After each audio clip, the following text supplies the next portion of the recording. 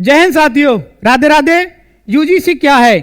UGC जो नियम आया है, इसमें देश में क्यों बवाल मचा हुआ है, क्यों लोग आंदोलन कर रहे हैं, इसकी पृष्ठभूमि को हम आपको मूल रूप से बताएंगे। और यूजीसी का गठन कब हुआ, यूजीसी आयोग के वर्तमान अध्यक्ष कौन है, प्रथम कौन थे, यूजीसी आयोग किस मंत्रालय के अधीन काम करता है, ये सारी जानकारी मूल से मैं आपको बताने वाला हूं। प्रमोद कुमार, देखिए, यूजीसी की फुल फॉर्म पूरा नाम है यूनिवर्सिटी ग्रांट कमीशन।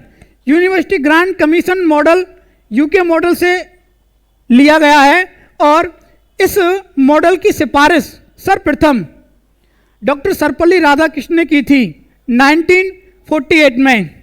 यूजीसी को औपचारिक मान्यता 1953 में दी गई और वैधानिक मान्यता 1956 में।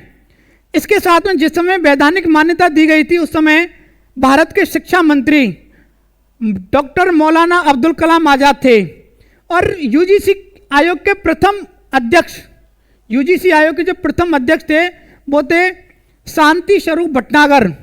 वर्तमान में यूजीसी आयोग के अध्यक्ष हैं विनीत जोशी जी। यूजीसी आयोग केंद्रीय शिक्षा मंत्रालय के अधीन काम करता है और साथ ही वर्तमान में केंद्रीय शिक्षा मंत्रालय के जो मंत्री हैं वो हैं धर्मेंद्र प्रधान जी। यूजीसी आयोग के कार्य, यूजीसी आयोग के जो कार्य हैं, इसके जो कार्य हैं, जितनी भी यूनिवर्सिटी होती हैं, जैसे केंद्रीय विश्वविद्यालय, राज्य विश्वविद्यालय और डीम विश्वविद्यालय, ये जो विश्वविद्यालय होते हैं, इनके मानकों को निर्धारित करने का काम यूजीसी का है। इनकी शिक्षा की गुणवत्ता देखना और मॉनिटरिंग करने का काम भी यूजीसी का है। यूजीसी के माध्यम से कॉलेज और विश्वविद्यालयों में अनुदान राशि दी जाती है, जिसके तहत अनुदान राशि के माध्यम से जो छात्र हैं, छात्रों को छात्रवृत्ति के तौर पर उनकी शिक्षा की भी देखरेख की जाती है।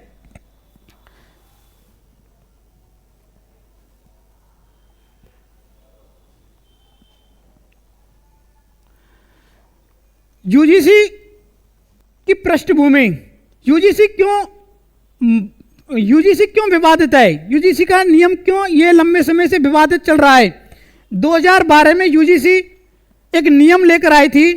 ये नियम केवल व्यवहारात्मक और केवल सहयोगात्मक माने जाते थे, ना कि इन 2012 के यूजीसी के नियमों में कोई दंडात्मक प्रक्रिया का प्रावधान नहीं था। लेकिन 2026 के नियम जो हैं यूजीसी के, उसमें दंडात्मक प्रक्रिया का माध्यम है।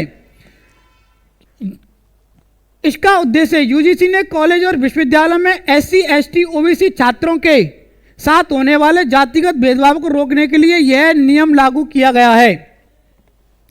इसकी पृष्ठभूमि में एक लंबे समय से उच्च शिक्षण संस्थानों में भेदभाव की शिकायतें आती रही हैं।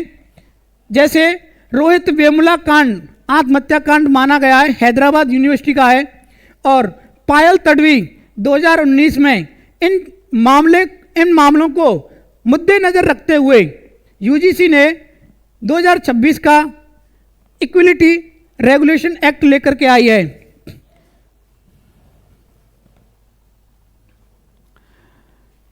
ये जो नियम है, इनका ढांचा एक है इक्विटी कमेटी। इक्विटी कमेटी में जो सदस्य होंगे, इसमें कुल 10 सदस्य होंगे। इन 10 सदस्यों में से एससी, एसटी, ओबीसी, महिला और दिव्यांग वर्ग से चुने जाएंगे। और जो इक्विटी कमेटी होगी, इसमें संस्था प्रधान उन सदस्यों की नियुक्ति करेगा। एक है इक्विटी स्क्वाड, कैंपस की निगरानी रखने वाली एक टीम निर्धारित की जाएगी। साथ ही इक्विटी एम्बेसडर, छात्रों में से ही एक प्रतिनिधि चुना जाएगा। और एक है इक्विटी हेल्पलाइन नंबर, जो 24x7 एक सुविधा होगी उन छात्रों को जिनके साथ में कोई भेदभाव होता है, या छात्रों के माध्यम से या किसी संस्था के द्वारा, तो वो उस हेल्पलाइन नंबर के माध्यम से अपनी शिकायत दर्ज करा सकते हैं। शिकायत प्रक्रिया के 4 स्टेप दिए गए हैं इसमें। नंबर 1 स्टेप, शिकायत दर्ज तुरंत होगी। नंबर 2 स्टेप में कमेटी 24 घंटे में गठित की जाएगी। और नंबर 3 स्टेप में जांच रिपोर्ट 15 दिन में होगी। और नंबर 4 स्टेप में कार्रवाई 7 दिन में होगी। ये यूजीसी के नए नियम जो हैं 2026 के, ये प्रावधान दिए गए हैं। अगर शिकायतकर्ता इन 4 स्टेपों की शिकायत के माध्यम से संतुष्ट नहीं है तो वह छात्र अमूर्ट्समैन बोले तो लोकपाल में भी अपनी शिकायत दर्ज करा सकता है। छात्र अगर दोषी पाया जाता है तो यूजीसी के जो नए नियम हैं 2026 वाले, इसमें छात्र के साथ कार्रवाई, डिग्री रोकी जा सकती है, परीक्षा से वंचित किया जा सकता है, स्थायी या अस्थायी निष्कासन भी किया जा सकता है। अगर संस्था दोषी पाई जाती है तो यूजीसी उसकी मान्यता रद्द कर सकती है, ग्रांट और फंडिंग रोकी जा सकती है, जिसे बोलेंगे अनुदान राशि, और प्रशासनिक कार्रवाई भी की जा सकती है। ये यूजीसी के 2026 के नियम हैं। यह नियम क्यों जरूरी था? मैंने आपको बताया था रोहित वेमुला कांड 2016 का आत्महत्या कांड है, 2019 का पायल तडवी, ये चर्चित मामले हैं। सुप्रीम कोर्ट के निर्देश पर परिसर जो विश्वविद्यालय या कॉलेज परिसर होते हैं उनमें भेदभाव को रोकने के लिए सख्त गाइडलाइन 2026 की लागू की हैं। मीडिया में भी कई मामले सामने आए हैं जहां छात्रों को जातिगत के आधार पर वंचित किया गया है। इस स्थिति को देखते हुए यूजीसी और सुप्रीम कोर्ट ने नए नियम लागू किए हैं। इनका विरोध का मुख्य कारण क्या है? इन नियम का विरोध का मुख्य कारण माना गया है कि जो सवर्ण वर्ग के छात्र हैं, जनरल कैटेगरी के छात्र हैं, उनको बताया गया कि वो टारगेट किए गए हैं।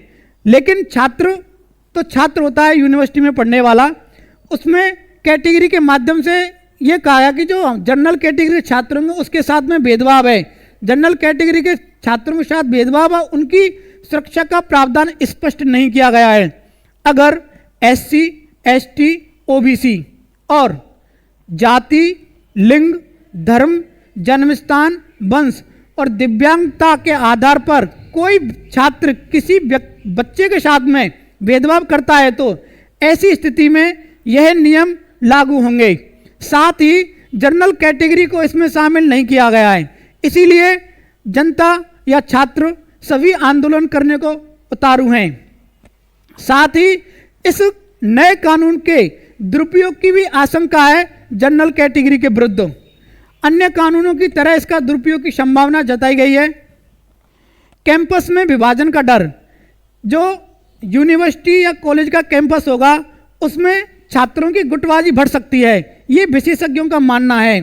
छात्रों के बीच जातिगत आधार पर गुटबाजी बढ़ने की चिंता व्यक्त की गई है।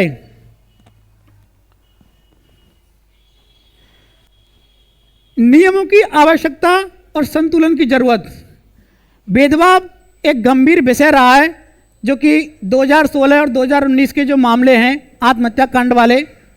छात्रों की सुरक्षा और गरिमा की जरूरत, समान अवसर सुनिश्चित करना आवश्यक है, न्यायपूर्ण शैक्षणिक वातावरण।